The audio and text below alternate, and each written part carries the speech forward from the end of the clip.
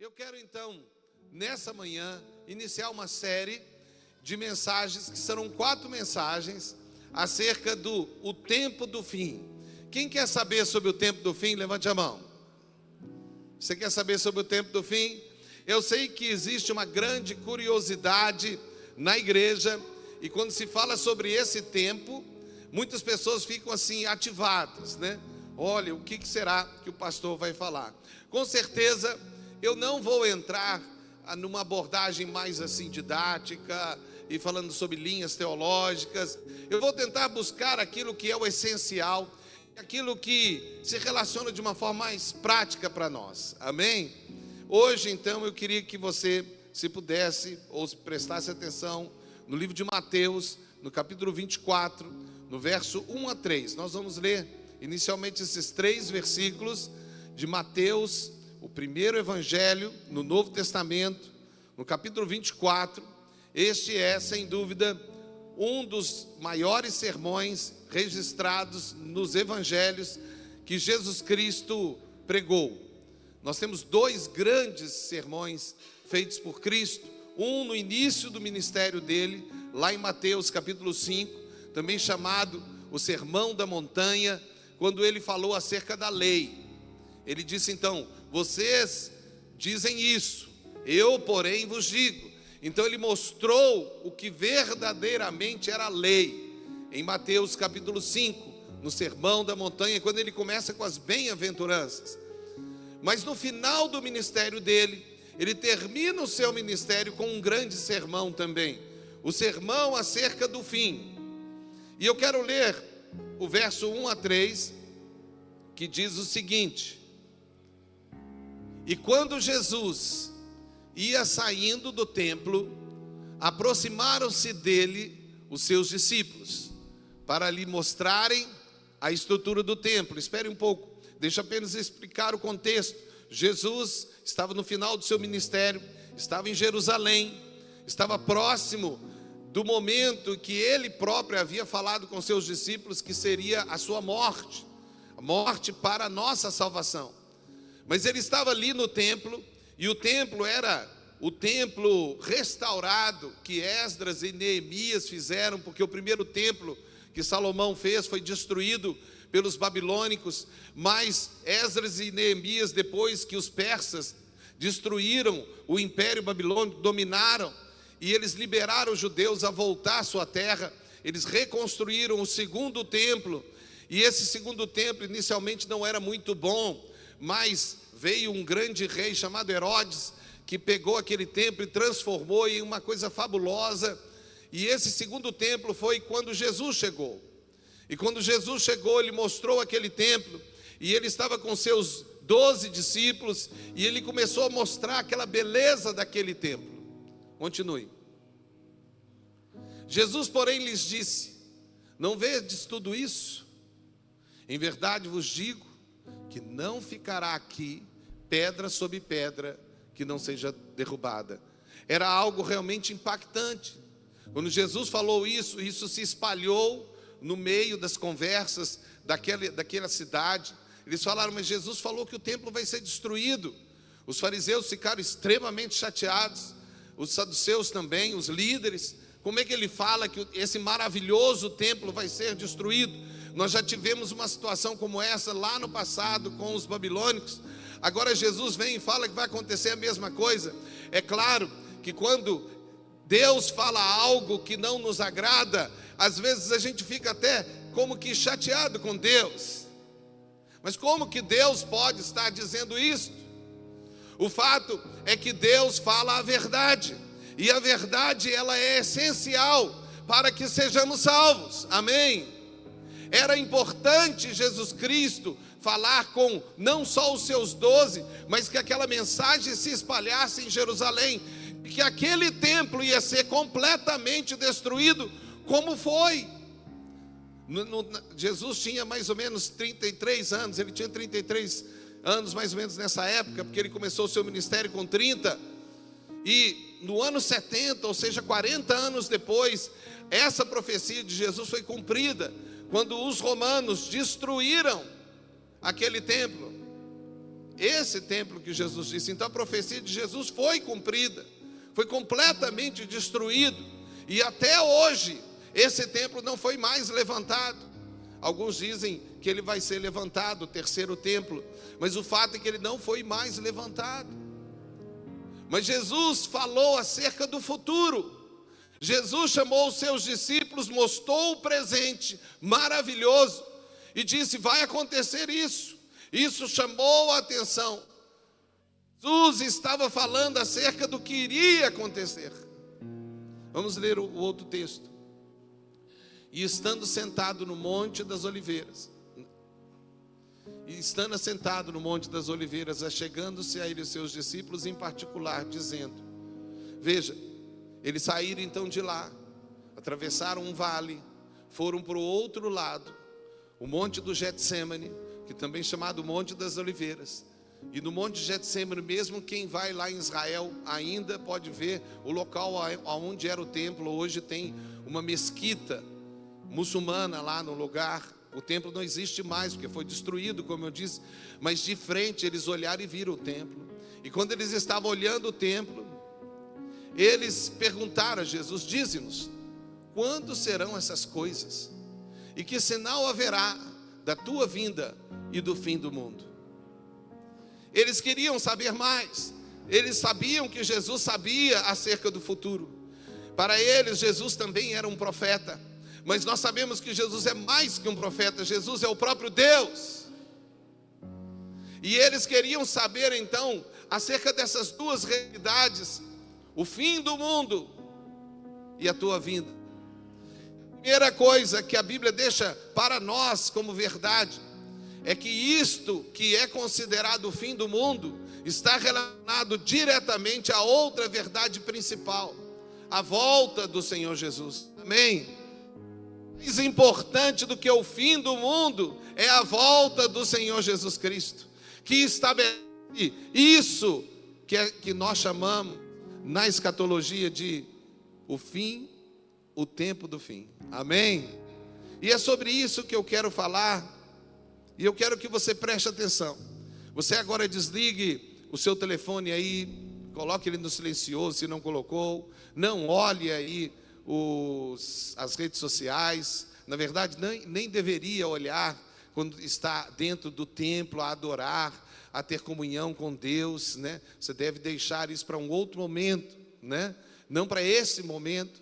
Mas o fato é que nós encontramos aqui uma verdade que nós temos que prestar atenção. E eu quero fazer 7 afirmações iniciais que estarão nessa pregação. Ela está sendo gravada, ela estará também no nosso canal do YouTube, as 4 pregações. Então quem assistir se assistir a próxima, deve assistir todas. Amém?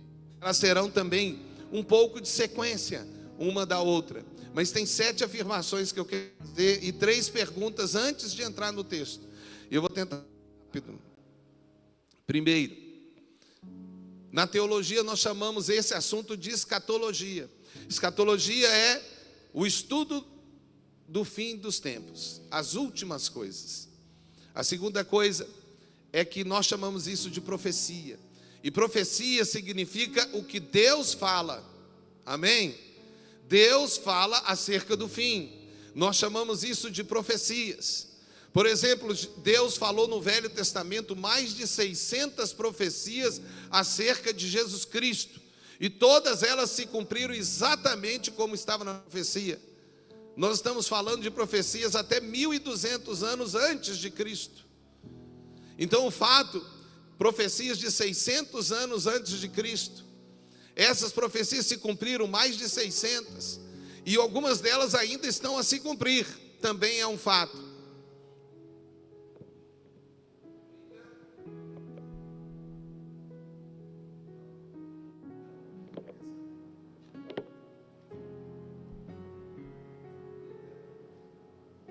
Alô? Agora, uma coisa que precisa de ficar claro é que não existe ninguém que pode descobrir o futuro que não é Deus. Não existe adivinhos, feiticeiros, nem profetas que falam do futuro sem que Deus tenha revelado a verdade. Ninguém sabe o futuro. Nostradamus não sabe o futuro. Existem pessoas que fizeram profecias acerca dos tempos futuros, e chutar sempre vai dar certo. Se alguém tiver um pouquinho de percepção do que vai acontecer, pode fazer um monte de chute acerca do Trump, da Coreia do Norte, do Irã, de Israel. É só fazer uns estudos que você consegue acertar coisas que vão acontecer. Mas quem sabe o futuro é Deus, e a verdade está na Bíblia. Amém? Agora eu quero também afirmar que os demônios também não sabem o futuro. Eles são anjos caídos. Demônios não sabem o que vão acontecer. Inclusive eles são incrédulos. Tudo que Deus fala, eles não acreditam. Eles acham que podem fazer algo contra as determinações de Deus. Eles são incrédulos. Mas eles são inteligentes, e eles percebem o que as pessoas falam, eles ouvem o que Deus diz e o que está escrito, e eles então fazem previsões. E muitas vezes eles movimentam coisas para que aconteça aquilo que eles falaram.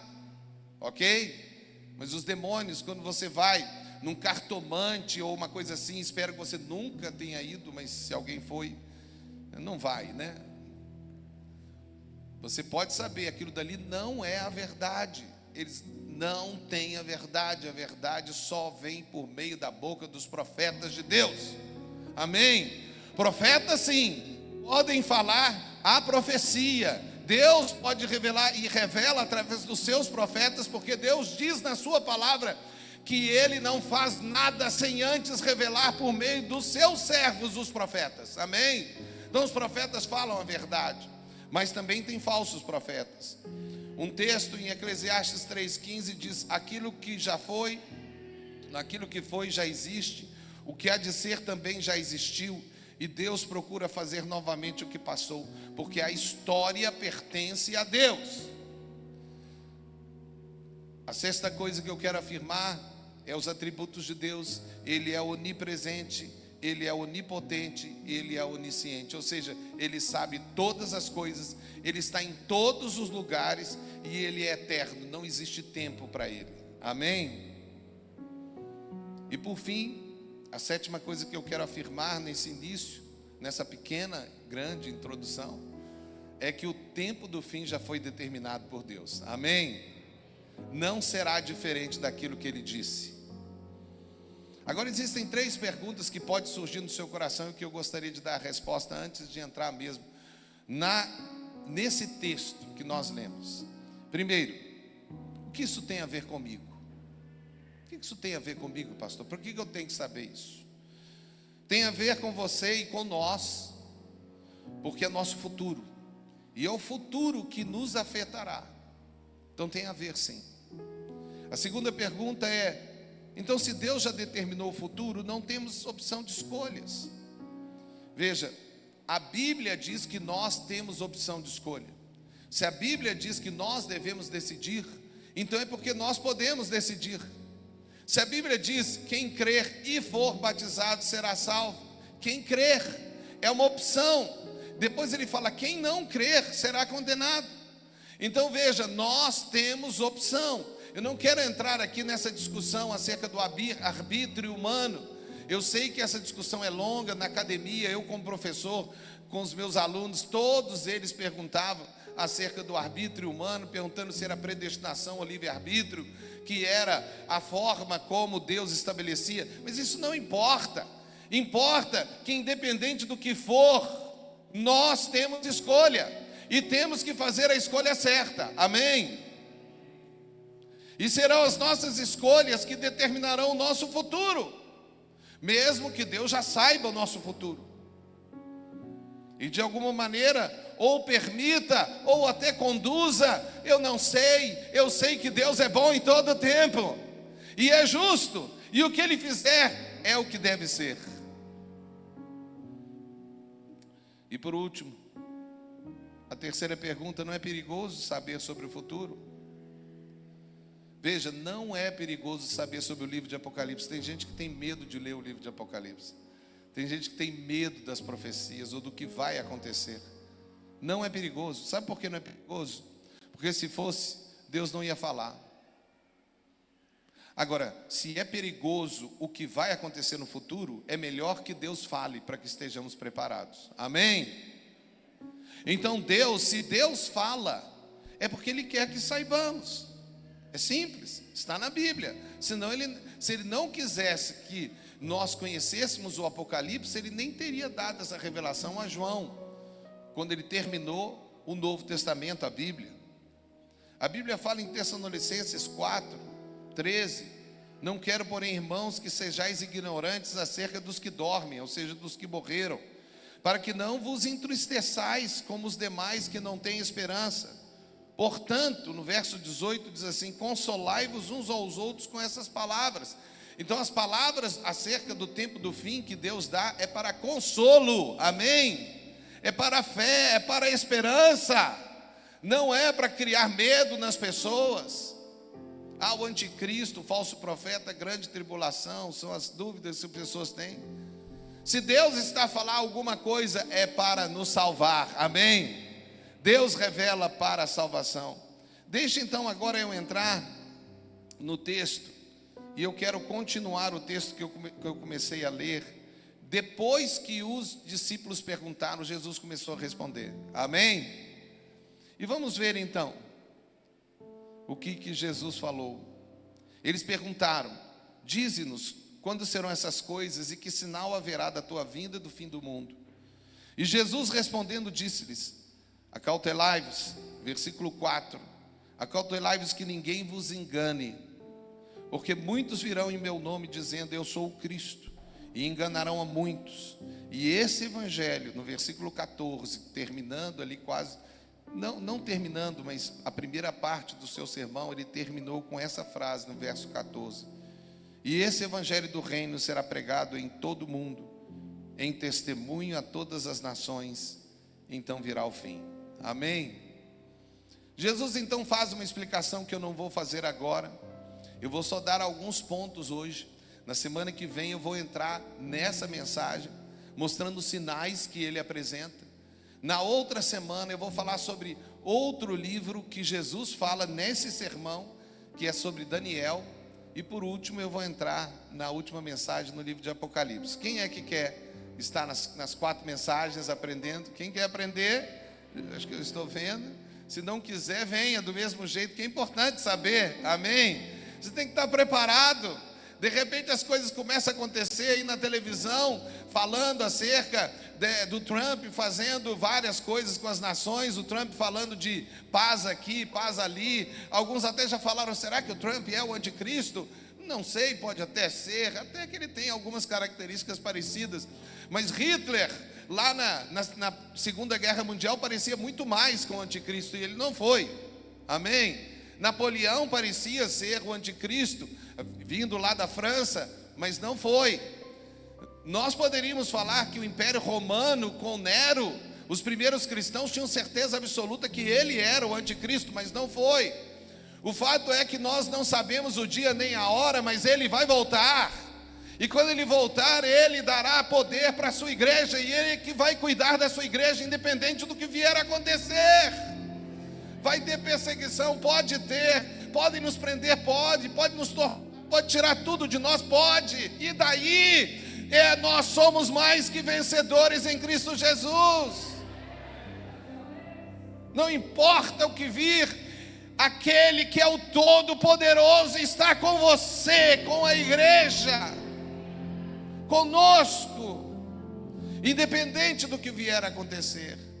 Tire do seu coração o medo, porque alguns na internet começam a colocar muito medo. Porque o falso profeta é o Papa. Sim, ele tem a característica mais forte para ser um falso profeta, mas pode ser qualquer um. Já começou a grande tribulação de 7 anos. Pode ser. Será que vão ser 7 anos? Será que Jesus volta antes, no meio ou depois? E daí ele vai voltar, seja antes, no meio ou depois, ele vai voltar. E eu quero estar com ele no meio, no antes ou depois, eu vou estar com ele. Se eu tiver que passar, eu passo pela tribulação. Se não, glória a Deus, eu não passo, glória a Deus. E daí, independente de tribulação ou não, eu não vou negar o nome de Jesus. Eu não vou me submeter, a igreja não vai se submeter, mas muitos vão se submeter. E se esse tempo não fosse abreviado, não se salvaria ninguém, mas Ele está abreviando os tempos. Faça uma oração agora, e eu quero entrar nos detalhes desse texto, mas eu queria que você fizesse agora, parasse, fizesse uma oração falando: Senhor, me ajude nesse tempo que já tudo indica que é o tempo do fim. O Senhor está próximo. Me ajude, Senhor, a não te negar, a não ser enganado. Fale com Ele, seja sincero. Existe muito engano oferecido nos dias de hoje, por meio da televisão, dos meios de comunicação, por meio das redes sociais, das informações da internet com o Google, os influencers. Muita mentira, muito engano, e alguns têm sido levados pelas mentiras, que podem levá-los a um ambiente de destruição, de morte e de afastamento da verdade, ou até mesmo da igreja e de Jesus Cristo. Então fale: Senhor, não permita que isso aconteça comigo. Eu quero estar diante de Ti firme.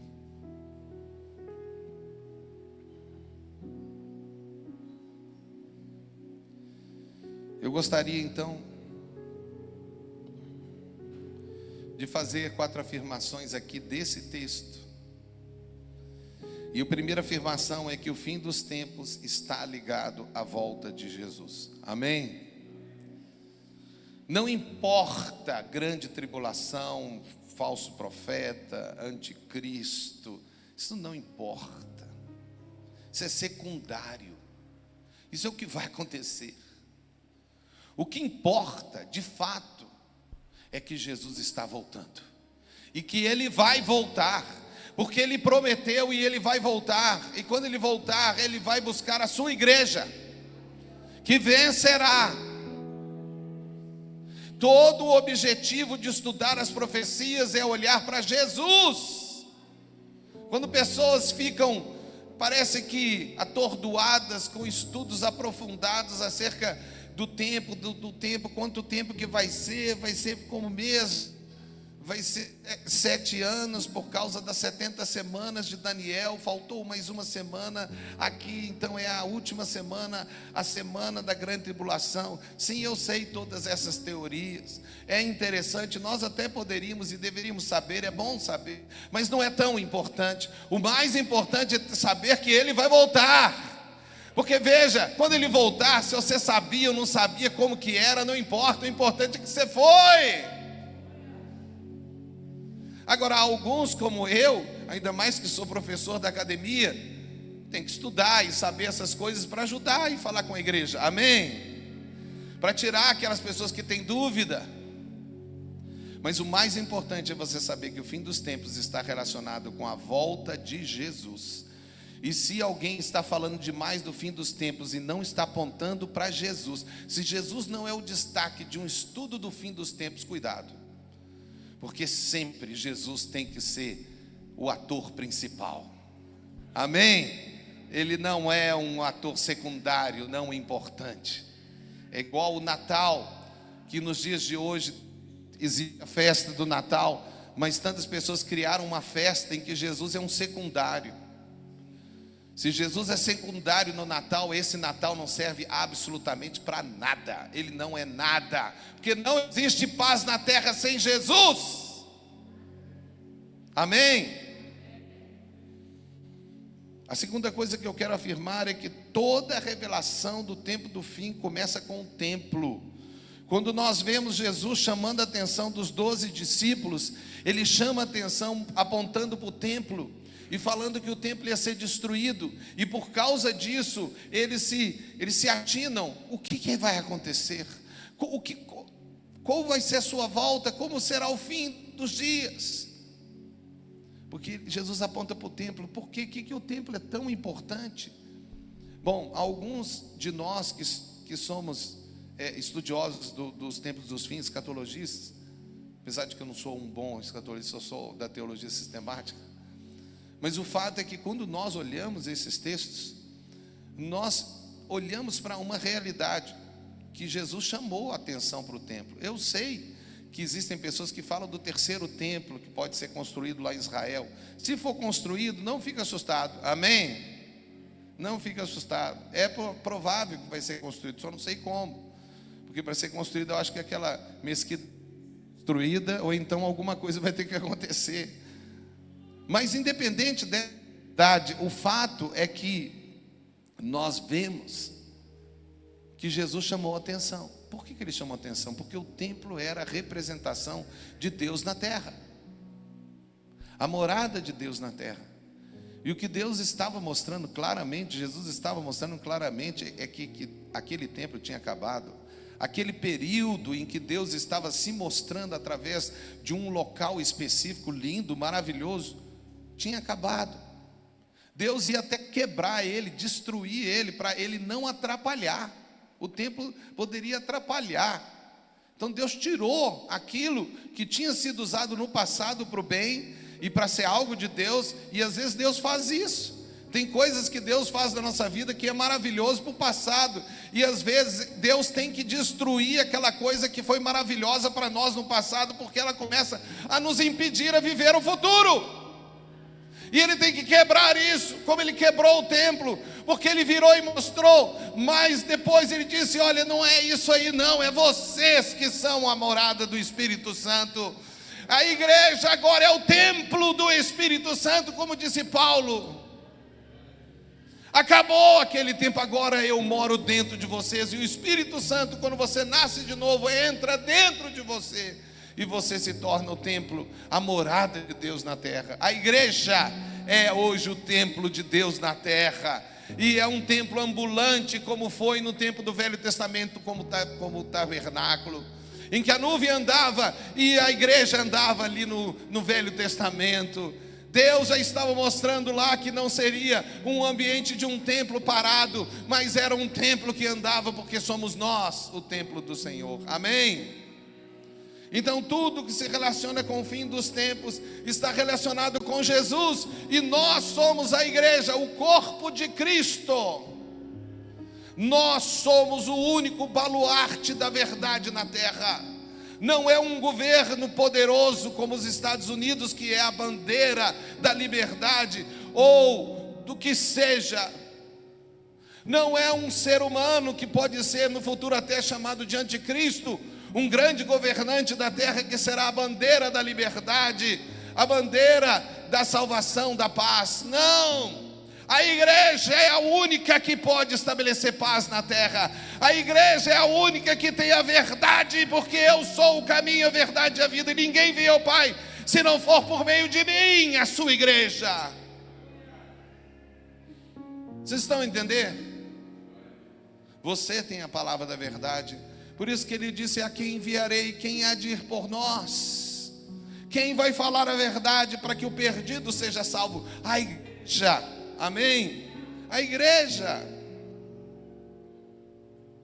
Agora, quando Jesus começa o seu discurso, e na semana que vem eu vou falar um pouco mais sobre os sinais, mas a primeira coisa que ele preocupa, quando ele começa a falar acerca do tempo do fim, está no verso 4, quando ele diz assim: e Jesus respondendo disse-lhes: acautelai-vos, que ninguém vos engane, porque muitos virão em meu nome dizendo eu sou o Cristo, e enganarão a muitos. Então aqui a chamada de atenção, primeiro aviso, o início da pregação de Jesus acerca do tempo do fim é: cuidado com o engano. Eu tenho falado uma frase que eu acho que algumas pessoas já decoraram, né? Que a natureza do engano é estar enganado. E é um fato.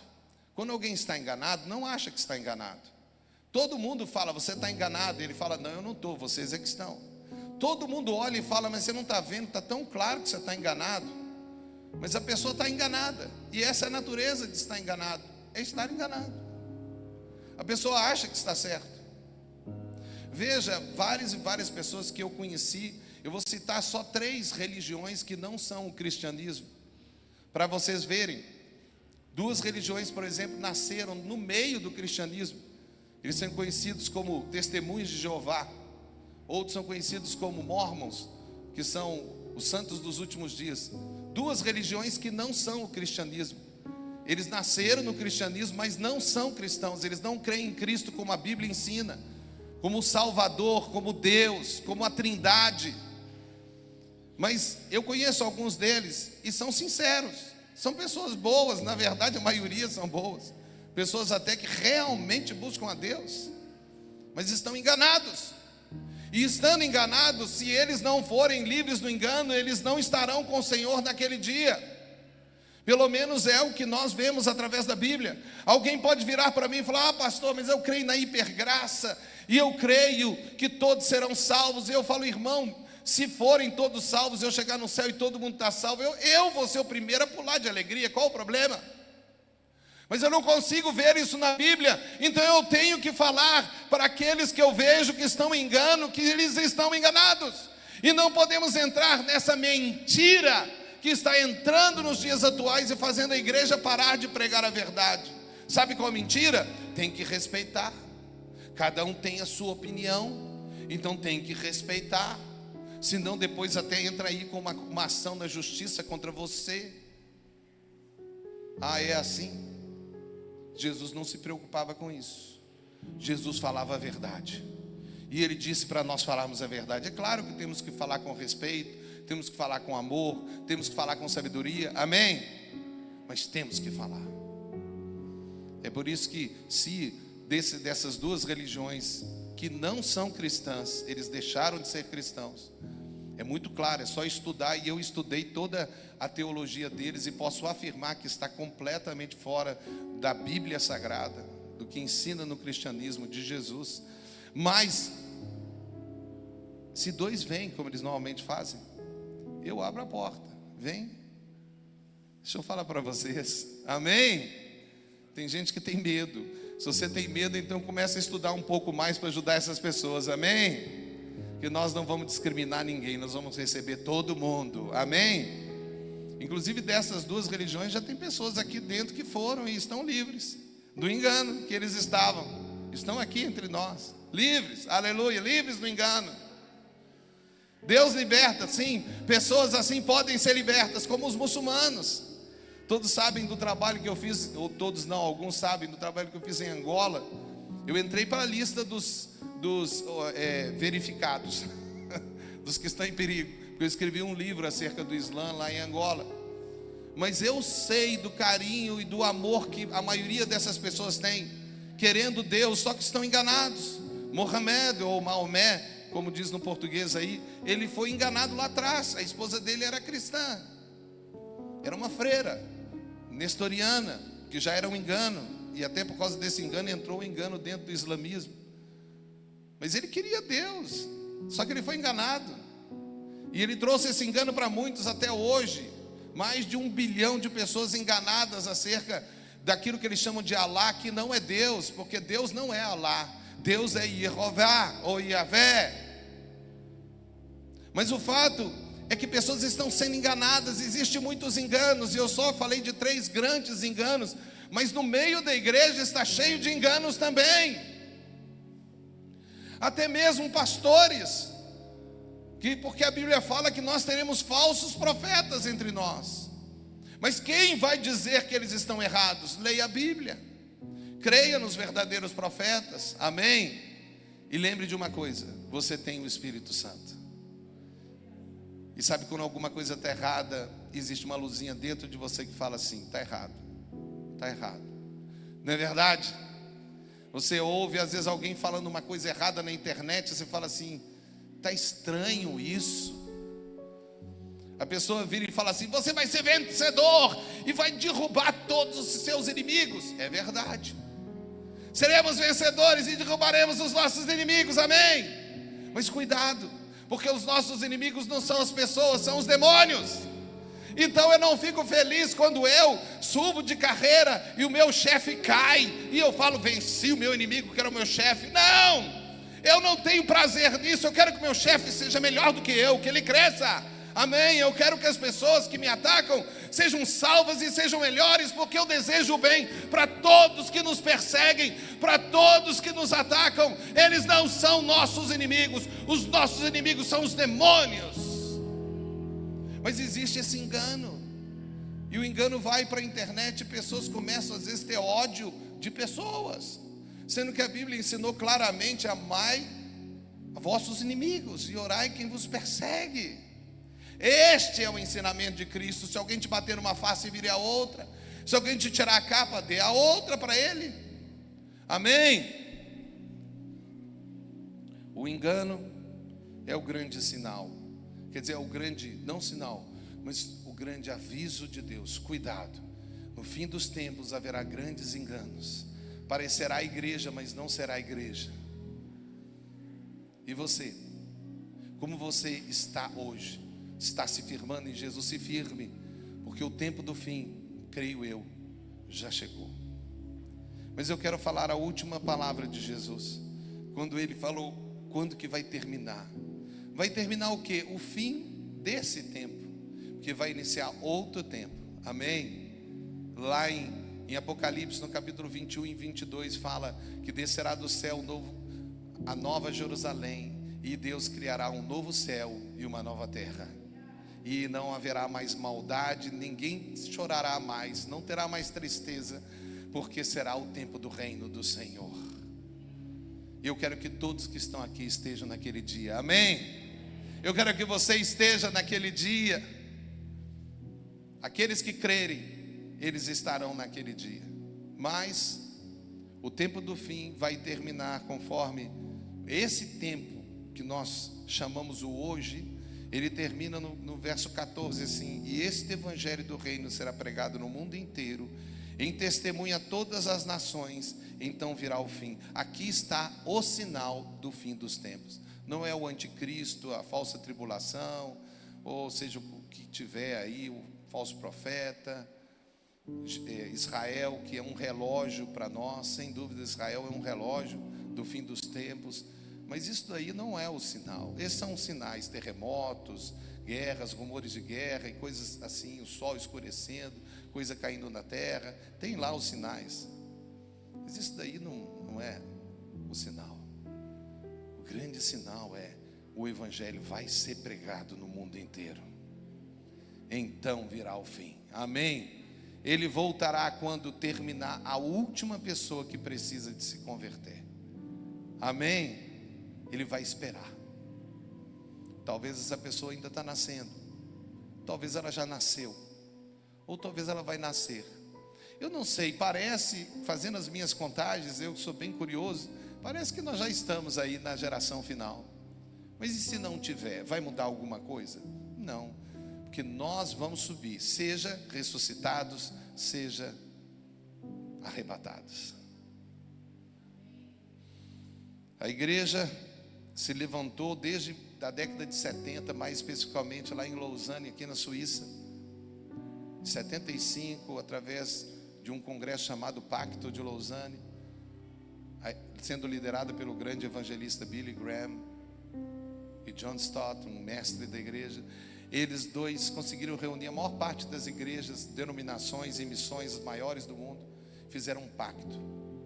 E a partir de 75, nós começamos um trabalho de evangelização que nunca houve antes na história da igreja, procurando todos os povos, até no meio das florestas. Criamos a janela 1040 para poder fazer foco de evangelização, e temos evangelizado o mundo. E Deus trouxe a internet. Uau! Ele trouxe o telefone, a televisão, a rádio, trouxe a internet, deu para a gente e falou assim: agora usem para alcançar até o lugar mais longínquo no meio da floresta. Amém? Estava eu e Lília lá morando no meio da Amazônia. Vocês sabem que eu já morei lá, eu e Lília, 1 ano. E nós estávamos lá e nós conseguimos falar do meio da floresta através de um telefone. Eu consegui um aparelho, um Garmin, eu consegui identificar a minha localização no meio da floresta quando eu pegava o barco, para poder evangelizar algum lugar lá. Eu consegui identificar onde eu estava porque tinha um satélite. Essa tecnologia, ela pode ser usada para o mal, mas nosso objetivo é usar ela para o bem. Amém? Hoje a internet está pregando 24 horas. As pedras estão clamando. Se a gente fica calado, a internet prega. O evangelho está indo para o mundo inteiro. Pessoas que nem sabiam o que é Jesus, elas sem querer entram lá num aplicativo, num jogo, no metaverso, né? E descobrem Jesus. Olha para você ver como que Deus está fazendo. Ele está dando oportunidade para todo mundo ouvir. E esse evangelho vai alcançar o mundo inteiro. E quando ele for pregado no mundo inteiro, a todas as nações, ele vai voltar. O tempo do fim está aí diante de nós. Eu quero terminar essa mensagem. Eu posso chamar já o louvor para vir à frente, mas eu quero terminar essa mensagem lendo um texto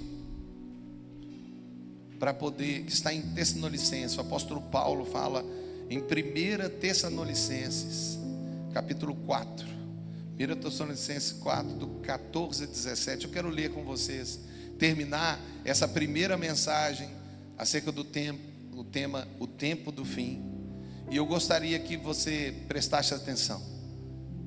Nós teríamos mais 3 mensagens, e eu espero não só que você venha, mas que você traga pessoas que estão interessadas e que podem se interessar com o que vai acontecer. Amém?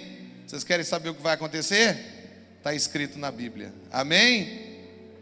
Então em 1 Tessalonicenses 4, do verso 14 a 17, diz assim: porque se cremos que Jesus morreu e ressuscitou, e nós cremos, quem crê que morreu e ressuscitou? Todos. Assim também aos que em Jesus dormem. Os que dormem aqui são os que morreram. Amém? Porque a Bíblia não gosta de falar os que morreram, porque a morte já foi vencida. Amém? Eles só estão num tempo esperando a ressurreição, a primeira ressurreição, porque haverão 2. A primeira é dos salvos, a segunda é só no juízo final daqueles que não creem. Está no livro de Apocalipse.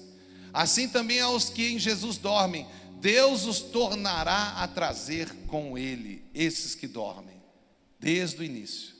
Creio eu desde Adão. Dize-vos, pois, isto, pela palavra do Senhor, que nós, o que ficarmos vivos para a vinda do Senhor, não precederemos os que dormem. Então haverão 2 grupos: os que estiverem vivos e os que estiverem dormindo ou mortos. Porque o mesmo Senhor descerá do céu com alarido. Haverá então trombetas. Nós sabemos de trombetas lá no livro de Apocalipse, mas será na última trombeta que ele vai voltar. Amém? Está escrito. Mas haverá um alarido e com voz de arcanjo e com a trombeta de Deus. E os que morreram em Cristo ressuscitarão primeiro. Haverá a primeira ressurreição. Todos os que creram na verdade. Porque não existe salvação. Adão foi salvo por causa de Jesus Cristo, se ele foi salvo. Amém? Moisés, Abraão, todos, Davi, foram salvos por causa da morte vicária de Jesus Cristo. Porque Jesus é a promessa dada em Gênesis capítulo 3, versículo 15. O filho da mulher que venceu a serpente. Amém? Ele é a única salvação. A salvação da morte de Jesus salvou os antes daqueles dias e os depois. Só existe uma salvação: Jesus Cristo. Depois nós, os que ficaram vivos, seremos arrebatados juntamente com eles nas nuvens. Então Deus fala do arrebatamento. Aqueles que estão vivos, aqueles que estão mortos ressuscitam, e os vivos são arrebatados juntos. Nas nuvens nós encontramos com o Senhor Jesus. Amém? Se Ele voltar agora, você vai subir. E Ele pode voltar. Já pensou esse microfone cair no chão, de repente um monte de gente desaparecer, se não todos? Espero que todos. Amém? Você está pronto para esse dia? Pode ser a qualquer momento. Ele vai voltar e vai buscar a sua igreja. O que Ele prometeu vai cumprir, independente de você crer ou não. a encontrar o Senhor nos ares, e assim estaremos sempre com o Senhor. Pode terminar aí. Estaremos sempre com o Senhor, amém? Estaremos sempre com o Senhor. O fim, o tempo do fim, talvez já seja hoje. Se não for, será. Mas parece, pelos estudos, pelas palavras dos profetas, que o tempo do fim já está entre nós. E nós temos que estar preparados. E se você está aqui e ainda não entregou o seu coração a Jesus Cristo, você pode se tornar igreja, amém? Você pode nascer de novo, o Espírito Santo pode entrar dentro de você. Você pode largar uma vida errada e andar com Deus para a eternidade. Ele já está para vir. Então, quando nós louvamos ao Senhor, eu queria que todos pensassem, mas em especial aqueles que não conhecem Jesus, estão nos visitando, ou você que é crente, está desviado, desigrejado, você pode fazer um pacto. Ah, pastor, eu não vou perder a salvação. Eu espero, sinceramente eu espero. Mas você quer arriscar? Você quer realmente viver num mundo longe de Deus, longe da igreja, achando que você já está salvo? Talvez você nunca foi salvo. É muito provável, senão você estaria na igreja. Mas eu não quero discutir se pode ou não pode ser salvo. Eu só quero dizer o seguinte: não arrisque. É bobagem, é falta de inteligência arriscar. E se depois você descobre que não é nada daquilo que você pensou, não faça isso. Você não sabe quanto tempo tem. Hoje é o dia da salvação, amém? Hoje é o dia da redenção. Você tem certeza que você não deve vir aqui? Você nunca veio. Pense nisso. É uma oportunidade. Saia da vergonha.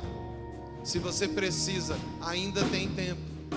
Ainda dá tempo de chegar aqui e ser salvo. É a oportunidade que alguns têm. Às vezes você ouviu, e agora o Espírito Santo está falando com você e falando vai, e você está segurando assim. Não faça isso. É melhor vir. Se você tem isso no coração, essa é a sua oportunidade. Senão vamos estar a terminar o nosso culto. O tempo foi dado, a oportunidade é dada, amém? Todos que querem podem ser salvos. Os que não querem, escolheram por si só, não porque Deus escolheu para eles, amém? O tempo do fim está aí, mas nós já somos mais que vencedores. Vocês creem? Então estamos a terminar. Não saiam correndo, cumprimente uns aos outros. A gente tem aquele espaço ali está sendo mais bem ventilado, amém? Tem cantina, então estejam aí conosco e Deus vai nos abençoar. E quarta-feira estamos aqui de novo no culto Hope e nos GCs, nas casas. Se você não participa, participe de um GC, amém? E Deus abençoe aqueles que estão a viajar. Temos aqui até um casal que vai viajar para o Brasil, né? Temos outros que estão viajando aí, alguns já estão de férias. A gente sabe que o mês de agosto normalmente, como eu disse, no verão dá uma esvaziada, mas aqueles que estão aqui, aleluia! E que o amor de Deus, a graça maravilhosa do nosso Senhor Jesus Cristo e as consolações do Espírito Santo de Deus estejam sobre todos nós, irmãos, e sobre os irmãos espalhados aqui nessa cidade de Chaves, Portugal e o mundo inteiro. Em nome do Pai, do Filho e do Espírito Santo, amém. Vamos dar uma salva de palmas para Jesus, porque Ele merece, aleluia. E como sempre digo, seja feliz, mas faça alguém feliz, aleluia. Deus abençoe.